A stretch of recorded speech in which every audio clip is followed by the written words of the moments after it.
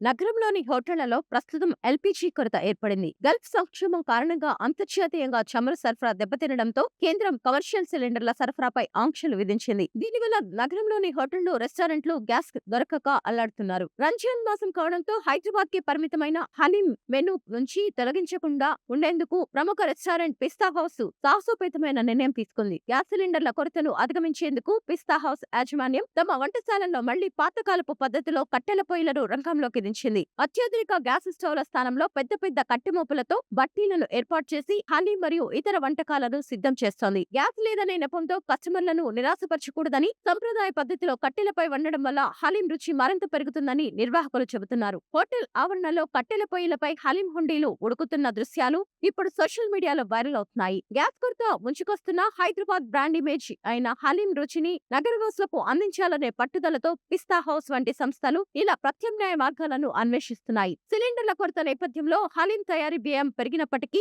నాణ్యతతో మాత్రం రాజీ పడబోమని యాజమాన్యం స్పష్టం చేస్తోంది. మొత్తానికి గ్యాస్ కష్టాలను అధిగమిస్తూ కట్టెల పొయ్యిని సాక్షిగా హైదరాబాద్ హలీం రుచుల పరిమళాలు కొనసాగుతున్నాయి.